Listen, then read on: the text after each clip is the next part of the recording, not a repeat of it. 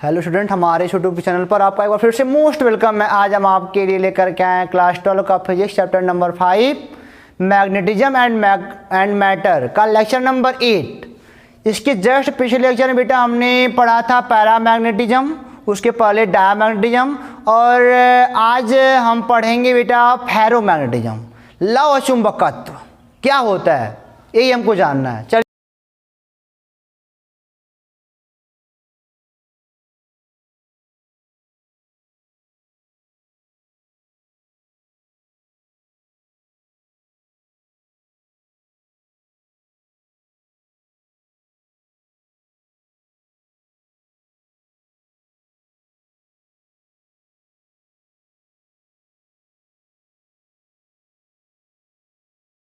चलिए टॉपिक डालते हैं, फेरोमैग्नेटिज्म। फेरोमैग्नेटिज्म ओके, यानी कि लौ है चुंबकत्व, लौ है चुंबकत्व ओके। यह क्या होता है? यह भी होता है बेटा लाइक एज पैरामैग्नेटिक एलिमेंट ही है यह भी, लेकिन बेटा इसमें थोड़ा सा स्ट्रांग होता है। चलो देखते हैं। देयर आर, हम बोलेंगे कि फेरोमैग्नेटिज्म, मैं लिखता हूँ सीधे, ferromagnetism behaves like as paramagnetism, ठीक है ना। यानी कि जो फेरो है ना वो पैरा की तरह ही बिहेव करता है, थोड़ा सा इसमें अलाइनमेंट ज़्यादा होता है। थोड़ा सा इसमें क्या होता है अलाइनमेंट, यहाँ पे मैं लिख देता हूँ, बट अलाइनमेंट जो होता है ना ये थोड़ा सा ज़्यादा होता है, ठीक है ना, बहुत ज़्यादा कर सकते हो यहाँ पे कंपेयर टू पैरामैग्नेटिज्म ओके। इसको अपने लैंग्वेज में लिख लेना बढ़िया से, हिंदी हो तो हिंदी, इंग्लिश हो इंग्लिश वाले। तो ये तो हो गया, इसके जैसे ही मतलब व्यवहार करता है, लेकिन इसमें अलाइनमेंट थोड़ा ज़्यादा होता है। और एक बात और है फेरो में एक बात और है बेटा, मैं अगर मैं आपको यहाँ पे एक बहुत ही बढ़िया बात बताऊं कि फेरो खुद से, फेरो के पास देखो, मैं बनाता हूँ पहले, फिर इसका थोड़ा सा स्ट्रक्चर बनाता हूँ। मान लो कोई फेरोमैग्नेटिक एलिमेंट है कोई, तो इसके पास शुरू में ही बेटा ऐसे बहुत सारे करोड़ों खाने होते हैं इनके पास करोड़ों खाने होते हैं। इन खानों को डोमेन बोलते हैं, ठीक है ना। अगर फेरोमैग्नेटिक कोई एलिमेंट है, जैसे कि बेटा नरम लोहा होता है, मैं एग्जांपल आपको भी दे देता हूं, इनके पास क्या होता है, बहुत सारे मतलब कि ये होते हैं डोमेन होते हैं। डोमेन बहुत सारे जो बॉक्स होते हैं ना, बहुत ज़्यादा होता है बेटा, इनको डोमेन कहते हैं। अब जानते हो इनकी खासियत क्या है कि इनका तो मैग्नेटिक डाइपोल मोमेंट जीरो होगा नहीं, पैरा ही है, थोड़ा ज़्यादा वाला है, ठीक है। तो इनका अगर किसी का मान लो ऐसे है डाइपोल, अगर किसी का मतलब कि हर एक खाने में लगभग सभी डाइपोल एक ही अलाइनमेंट होते हैं, खुद से ही है, कुछ भी किया नहीं गया, खुद से ऐसा हो रहा है, इनके पास ऐसा खुद से होता है, ठीक है ना। इसे डोमेन प्रिंसिपल भी कहते हैं, डोमेन प्रिंसिपल से पढ़ाई कर रहे हो आप। अब इनका हर एक डोमेन का अपना अपना एक बेटा होता है डाइपोल, हर एक डोमेन का अपना अलग अलग होता है। ये मान लो इधर है तो इधर चलेंगे ऐसे, इनका मान लो बेटा ऐसे है तो ये ऐसे भागेगा, लेके देख के ऐसे भागेगा, ठीक है। इनका मान लो ऐसे है तो ये ऐसे रहेगा। ये सब इनके डोमेन्स कहलाते हैं, ठीक है, ये इनके डोमेन्स का। इनका मान लो ऐसे है, बहुत सारे तरीके हैं यहाँ पे बनाने के, सबका मतलब अपना अपना, मैं कुछ बना दे रहा हूँ यहाँ पे थोड़ा थोड़ा। इनका मान लो ऐसे है, ये सब डोमेन, इस खुद से ऐसा हो रहा है, कुछ किया नहीं गया इसमें अभी, एक खुद से ऐसा हो रहा है, ठीक है ना। करोड़ों होते हैं और एक डोमेन की साइज लगभग 1 mm होती है। एक डोमेन की साइज लगभग 1 mm होती है। एक डोमेन की साइज लगभग कितनी होती है बेटा, 1 mm। समझ सकते हैं कि mm कितना होता है, इससे भी कहीं कम होती है, इससे भी कम होती है, नॉर्मल 1 mm मैं बताया आपको। तो आपने क्या देखा कि फेरोमैग्नेटिज्म में खुद से डाइपोल अलाइनमेंट हुए रहते हैं, डाइपोल खुद से अलाइनमेंट हुए रहते हैं, बट अपने अपने डोमेन में। अब चलो ऑन अप्लाइंग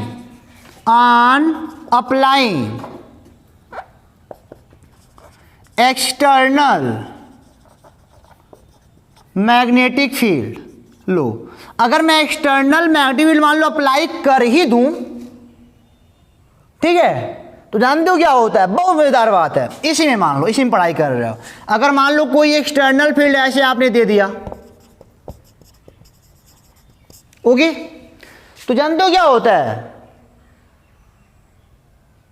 यह है वाला डोमेन जो कि इधर ही है, देखो इधर ही आपने दिया है, और किस वाले में जो डाइपोल है उधर है, यह वाला है, इसकी साइज बड़ी हो जाएगी, इसकी साइज क्या हो जाएगी बेटा, बड़ी हो, इसकी साइज बड़ी हो जाएगी। अब कहीं इनको भी मतलब कि इनमें कहीं घेर लेगा, ऐसे कहीं बहुत बड़ा हो जाएगा। आई बात समझ में, आपको बात समझ में आ रही होगी। मैंने क्या बोला कि जिधर खुद से अलाइनमेंट हुआ है उधर वाले डोमेन का साइज बड़ा हो जाएगा। जिधर आपने दिया है, इधर दिया है तो इसका बढ़ेगा, मान लो आपने इधर दिया होता तो इसका बड़ा हो जाता, इधर दिया होता तो ये दोनों बड़े हो जाते। तो जिधर से आपके मैग्नेटिक फील्ड का डायरेक्शन है उधर ही बहुत तेजी से बेटा अट्रैक्ट होते हैं, स्ट्रॉन्ग अट्रैक्ट, ऐसे बोल सकते हो, दीज डाइपोल्स स्ट्रांगली अट्रैक्टेड, एक मिनट बेटा गिर जा रहा है आपका सारा सामान, these dipoles strongly attracted in the presence of external magnetic field, okay. External magnetic field में क्या होता है बेटा, आप एक बार नोट कर लेना कि इनकी डोमेन की साइज बड़ी होती है, और एक्सटर्नल मतलब कि एक्सटर्नल मैग्नेटिक फील्ड में बहुत ही स्ट्रांगली अट्रैक्ट होता है, बहुत ज़्यादा स्ट्रांगली अट्रैक्ट होता है, ठीक है। यहाँ तक आपको बात समझ में आ गई। तो अब जैसे यहाँ पे मैं एग्जाम्पल में लिख दूँ, तो आपकी बुक से मैं लिख देता हूँ, आयरन है, कुछ एग्जाम्पल लिख लो बेटा, आयरन है, और एक मिनट बेटा लिखता हूँ मैं, को निकल कह सकते हो, निकल, आयरन कह सकते हो, निकल कह सकते हो, टंगस्टन स्टील कह सकते हो, कोबाल्ट भी होता है बेटा, इसी में कोबाल्ट भी आता है, इसी ढेर सारे एग्जाम्पल है। ये तो समझ में आ गया। स्ट्रांगली क्या होते हैं बेटा, अट्रैक्ट होते हैं स्ट्रांगली, पैरा से बहुत ज़्यादा, पैरा से बहुत ज़्यादा, इसमें जीटा कमान बहुत ज़्यादा होता है, इसका मैग्नेटाइजेशन बहुत ज़्यादा होता है, जीटा कमान इसका कहीं हज़ारों में मिलता है, ठीक है ना, बहुत ज़्यादा होता है जीटा कमान। तो इसको मिटा के प्रॉपर्टी देख लेते हैं, समझ में भी आ जाना है, जो भी है समझ में आ गया ना। इसके डोमेन होते हैं, कुछ खासियत नहीं है इसकी, खुद से मतलब अलाइनमेंट शुरू में हुआ आता है अलग अलग डोमेन का, अलग अलग डायरेक्शन में, ओके। ये सब प्रैक्टिकली है, मैं थोड़ी दिखा पाऊंगा ये सब, मुझे उतना आता भी नहीं है, ठीक है ना, जितना आता मैं बता रहा हूँ बेटा, इसको मिटा के आगे चलता हूँ मैं। तो बेटा प्रॉपर्टी देखते हैं इसकी, properties of ferromagnetic elements, इनका आपके प्रॉपर्टीज क्या होता है जानते हो। पहला, these dipoles are exits and alignment in same direction,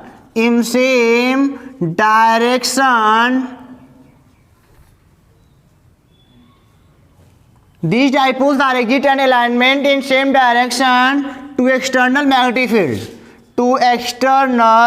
magnetic field, ठीक है ना। यहाँ ब्रैकेट में लिख दो बेटा,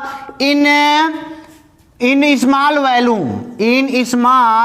वॉल्यूम, मतलब हिंदी में क्या बोलोगे, इनके डाइपोल एग्जिट करते हैं उसी डायरेक्शन, इनके पास एग्जिट का मतलब क्या, इनके पास डाइपोल मोमेंट होता है, और किधर अलाइनमेंट होता है इनका, जिधर आपने मैग्नेटिक फील्ड दिया है उसी दिशा में होता है। इन स्मॉल वॉल्यूम, छोटे से वॉल्यूम वाला, मतलब कि क्या, जिसे आप डोमेन कहते हो, कॉल्ड डोमेन, यहाँ पे लिख सकते हो जिसे आप क्या कहते हो, डोमेन। ये डोमेन की परिभाषा आपकी बन गई, डोमेन की परिभाषा आपकी क्या बन गई कि डोमेन वही होते हैं, अगर मैग्नेटिक फील्ड दिया जाए तो छोटे से स्पेस का, वॉल्यूम का, उधर ही क्या होगा, अलाइनमेंट होगा, उसी को हम बोलते हैं डोमेन, ठीक है ना। वो अपना मतलब कि साइज बड़ा कर लेगा, वो दो बात की बात है। तो ये हो गया, समझ में आ गया। दूसरा देखो बेटा, these dipoles are strongly attracted, these dipoles are strongly attracted in the presence of external magnetic field, बहुत स्ट्रांगली अट्रैक्ट, बहुत ज़्यादा। ऐसी कैसे तो मैं आपको बताऊं, नॉर्मली तो तुरंत दिया तुरंत अलाइनमेंट हुआ, तुरंत दिया तुरंत अलाइनमेंट हो गया, इतना ज़्यादा होता है। चलो तीसरा मैं बताता हूँ, आई बराबर जीटा एच होता है, यानी कि आई का मान बहुत ज़्यादा है, एच तुमने एक दिया था 50 बढ़ा, एच तुमने एक दिया तो 50 गुड़ा, जीटा का मान 50, एच एक दिया तो आई का मान 1000 हो गया, एच एक दिया तो आई का मान तुरंत अलाइनमेंट हो रहा है, तुरंत बहुत तेज बढ़ जाता है, बहुत ज़्यादा हो जाता है। तो यहाँ पे जीटा तो होता है पॉजिटिव ही, क्योंकि उधर ही जा रहा है, और वेरी लार्ज बेटा 1000 बारे में बात करते हैं इनका, ठीक है ना। अगर मैं रिलेटिव परमिटिविटी की बात करूं, रिलेटिव परमिटिविटी की, तो 1 प्लस जीटा से आप कहोगे कि म्यू आर भी क्या होता है, म्यू आर भी बहुत बड़ा होता है, म्यू आर भी क्या होता है, बहुत बड़ा होता है इनका रिलेटिव परमिटिविटी 1 प्लस जीटा से, उतना ही जुट जाएगा, बहुत बड़ा होता है यार। अब मैं इसकी पांचवी प्रॉपर्टी की बात करूं तो बेटा in uniform non uniform magnetic field the dipoles moves lower to higher, उधर है भाग रहे हैं ना, लोअर टू हायर, मैं नहीं लिखूंगा उसको, तुम पिछला वाला अगर वीडियो नहीं देखो देख लो जाके, जुट्ठा लंबा चौड़ा क्या करना। मैं इसका बनाता हूँ डायरेक्शन मैग्नेटिक फील्ड का, ठीक है ना, मैं इसका बनाऊँ अगर बेटा, तो ये जानते हो ये इतना खतरनाक होता है, इतना खतरनाक, बहुत खतरनाक होता है। अगर मैग्नेटिक फील्ड अगर कहीं इधर से गुजरना चाहेगा ना तो ऐसी बुलाएगा, मेरे अंदर तुरंत आओ, मेरे अंदर तुरंत आओ, मेरे अंदर तुरंत आओ। अगर यहाँ से कहीं बहुत दूर रहेगा उसको भी अपने अंदर अट्रैक्ट कर लेगा। क्यों ऐसा जानते हो, मान लो पहला यहाँ से गुजरा, मान लो पहला यहाँ पे गुजरा, सारे लोग तुरंत, सारे लोग हावी हो गए, हावी हो गए। और एक बात और, अभी थोड़ी मोड़ी बातें जाननी चाहिए, थोड़ी मोड़ी, कि अलाइनमेंट सारे का होता है, सारे डोमेन का अलाइनमेंट होता है, लेकिन जो उसकी होता है उसका बहुत ज़्यादा होता है और सारे का कम कम होता है, और लोग कम कम होता है। ऐसी बात नहीं सारे लोग निठल्ले बैठे रहते हैं ना, जिसका उधर रहेगा उधर ज़्यादा होगा, और जो भी लोग होंगे उनका थोड़ा थोड़ा अलाइनमेंट उनका भी होता है, मैग्नेटिक फील्ड की ओर होता है, ठीक है ना, ये बात जान देना। तो चलो यहाँ पे मैंने बोला पहला वाला लाइन गुजरा, सारे लोग तुरंत क्या हो गए, तैयार हो गए कि मुझे, अब मान लो इधर से गुजर रहा है, अट्रैक्ट करने के लिए तैयार हो गए हैं। अब यहाँ पे अगर यहाँ से भागना चाहेगा ना तो इधर बुला लेगा, तुरंत बुलाएगा। अगर ये मान लो बहुत नीचे दिखाने पाऊंगा, अगर मान लो इधर कहीं जाएगा तो इनको ही बुला लेगा अपने अंदर। यानी कि यार मोर डेंस होता है, मोर डेंस, बहुत ज़्यादा घना, किसी को काटना मत, अगर मैं काट दूँ तो गलती से बेटा माफ़ कर देना, कटेगा नहीं कोई लाइन, बहुत ज़्यादा घना होता है। मतलब कि इन ऐसे ऐसे ऐसे ऐसे इनसाइड जो है ना वो डेंस जो है ना बेटा मैग्नेटिक फील्ड लाइंस का बहुत ज़्यादा है, आउटसाइड से बहुत ज़्यादा है। आपको अगर यहाँ तक बात समझ आएगी तो मैं बताऊँ आगे। एक बात और जान लो, पैरामैग्नेटिक जो एलिमेंट होते हैं उनको तो आप एक्सटर्नल मैग्नेटिक फील्ड देके अलाइनमेंट दिखाई देते हो, लेकिन अगर मैं एक्सटर्नल हटा दूँ पैरामैग्नेटिक में बेटा, मैं अगर एक्सटर्नल हटा दूँ तो फिर वो चुंबकत्व तो खो देगा, अपना खो देगा। पैरा वाले का अलाइनमेंट बहुत कम होता है। अगर मैं पैरा वाले में, समझो बात को, अगर पैरा मेरे पास मैग्नेटिक कोई एलिमेंट है, मैंने बाहर से दिया, वो मैग्नेटिक फील्ड बाहर से दिया, अलाइनमेंट हो गया, चुंबक का काम कर रहा है वो, ठीक है ना, सारे लोग मतलब कि आकर्षित कर रहे हैं दूसरे को। लेकिन जब मैं उसको हटा लूँ बाहर से तो शीश अपने नॉर्मल अवस्था में आ जाएगा, फिर नॉर्मल अवस्था में आ जाएगा। पैरा क्यों खासियत है। और फैरो में क्या नहीं आएगा, गलत सोच रहे हो, फैरो में भी आता है, लेकिन किसी किसी का नहीं आता है। फैरो में भी आता है वापस, अगर मान लो फैरो एलिमेंट है, एलिमेंटिक एलिमेंट है, तो जब तक मैंने बाहर से दिया है तब तक तो है, लेकिन जब मैंने बाहर से हटा लिया तो फैरो में दो घटनाएं घटती हैं, फैरो में दो घटनाएं घटती हैं। एक तो ऐसा होता है कि हटा लोगे तो ये खत्म हो जाएगा, और एक ऐसा होगा हटा लोगे तब भी बना रहेगा। अगर एक्सटर्नल मैग्नेटिक फील्ड बेटा अगर आप हटा लोगे तो खत्म हो जाएगा, किसी किसी का कुछ देर में, थोड़ी देर तक रहता है, खत्म हो जाएगा। लेकिन एक बेटा हटा लोगे ना, बाहर वाला हटा दोगे, इनको बस एक बार एक्साइट कर दो, इनको एक बार हटा लो, उसके बाद तो कुछ फैरों में कुछ ऐसे भी एलिमेंट हैं बेटा जो अपना चुंबकत्व तो नहीं खोते, उसे बोलते हैं परमानेंट मैग्नेट, वो हमेशा के लिए मैग्नेट बन चुका है। एक कमाल की बात होती है यार। लेकिन जो भी आपकी बेटा लोहा है, कच्चा लोहा होता है, नरम लोहा जो होता है, सॉफ्ट आयरन होता है, उसको हटा लोगे तो ख़त्म हो जाएगा, ठीक है ना। एक एला मैंने लिखा है यहाँ पे, एल नीको। एल नीको एक ऐसा एला है, एल नीको, यार एक बार बार वायर गिर जा रहा है। देखो एल नीको एक ऐसा है बेटा फेरोमैग्नेटिक एलिमेंट है कि अगर एक बार चुंबकित हो गया ना, अगर एक बार चुंबकित हो गया तो हटा लो, चुंबक बन गया, एक परमानेंट मैग्नेट बन जाएगा। इसमें क्या क्या मिला होता है बेटा? एल्युमिनियम मिला होता है, निकल मिला होता है, कोबाल्ट मिला होता है, कॉपर मिला होता है, एलॉय होता है, यानी कोई एक एलॉय है और एक फेरोमैग्नेटिक एलिमेंट है, फेरोमैग्नेटिक है। हटा लोगे बाहर वाला ना, तब ये चुंबकित हो चुका, चुंबक बन गया, इसे परमानेंट मैग्नेट होते हैं। इसे बोलते हैं बेटा हार्ड फेरो। देखो ये जो खत्म कर दिया, ये जो खत्म कर दिया अपना, उसे बोलते हैं सॉफ्ट फेरोमैग्नेटिज्म एलिमेंट, ठीक है ना, फेरोमैग्नेटिक एलिमेंट। और जो बेटा जो बना रहा है उसे बोलते हैं क्या? Hard ferromagnetic element. ओके, जो खो देगा अपना हटाने के बाद खत्म कर दिया उसे क्या बोलते हैं? सॉफ्ट फेरोमैग्नेटिक है। और जो हटाने के बाद भी यार एलिमेंट बना के रखा अपना हमेशा जन्म जन्म के लिए, वो परमानेंट मैग्नेट बन गया, उसे क्या बोलते हैं? हार्ड फेरोमैग्नेटिक एलिमेंट बोलते हैं। और एक एग्जांपल एल्निको का है, एल्यूमिनियम, निकल, कॉपर, कोबाल्ट मिला के बना, एलॉय है, एलॉय है, मिश्र धातु कर सकते हो। ओके बेटा, यहाँ तक सारे आपको समझ में आ गई ना? छोटा मोटा टॉपिक और मैं जल्दी से बता खत्म करता हूँ, पहले इनको मिटाना दो हमको एक बार। तो बेटा इसकी लास्ट प्रॉपर्टी और बेहद ही शानदार प्रॉपर्टी समझ लिया तो जीवन बन गया, नहीं समझा तो अब जान जाओ, इसके पार्ट में कोई कुछ समझे ही नहीं आज तक। तो चलो फेरो की लास्ट प्रॉपर्टी बता रहा हूँ, अच्छे समझना, फेरो की लास्ट प्रॉपर्टी बता रहा हूँ आपको।